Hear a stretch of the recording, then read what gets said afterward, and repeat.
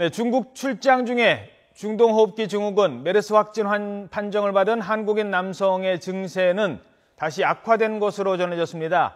이 환자와 접촉해 중국과 홍콩에서 추적 조사를 받는 사람도 100명에 육박하고 있습니다. 중국 당국은 특히 연락이 닿지 않은 13명의 행박을 추적하고 있습니다. 베이징 연결해서 중국 쪽 움직임은 어떤지 살펴보겠습니다. 서봉국 특파원. 네, 베이징입니다. 자, 일단 비행기를 타고 간 환자, 어제 좀 안정을 찾았다고 그러던데 다시 상태가 악화됐다고요? 네, 중국 광둥성 보건당국이 한국인 환자의 상태가 악화됐다고 밝혔다고 중국 관영 신화통신이 전했습니다. 이 환자는 지난달 28일 광둥성 후이저우시의 병원에 입원한 뒤에 39.5도가 넘는 고열과 폐렴 증상을 보이다가 그제부터 서서히 안정을 되찾는 듯 했습니다. 하지만 어제부터 다시 고열 등 증세를 보인 것으로 전해졌습니다. 중국 보건당국은 치료를 도우려고 더 많은 의료 전문가를 후이저우로 파견했습니다.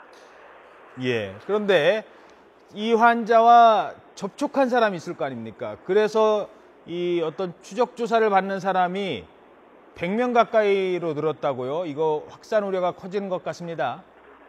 네, 중국과 홍콩에서 환자와 밀접 접촉해서 격리되거나 추적 조사를 받는 사람은 95명으로 늘면서 불안감이 커지고 있습니다. 중국 광둥성 당국은 이 환자와 중국에서 밀접하게 접촉한 인원이 77명으로 늘었다고 설명했습니다. 당국은 이 가운데 64명은 격리 조치했지만 환자와 함께 버스를 타고 온 11명을 포함해 13명은 접촉이 되지 않고 있어서 행방을 추적 중입니다. 하지만 격리된 사람 가운데 아직까지 이상 증세를 보이는 사람은 없었습니다. 홍콩 보건당국도 지난달 26일 홍콩행 항공기에서 환자 주변에 앉았던 격리자 18명 가운데 이상 증세를 보이는 사람은 없었다고 밝혔습니다. 중국 인터넷에서는 전담병원인 베이징 디탄 의원에서도 의심 환자가 발생했다는 글이 올라오는 등 각종 유언비어가 퍼지고 있습니다. 건강 상태를 숨기는 여행자는 처벌해야 한다는 주장과 함께 한국에 대해 반감 섞인 목소리도 커지고 있습니다.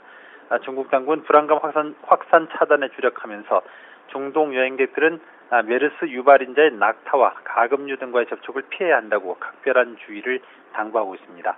지금까지 베이징에서 전해드렸습니다.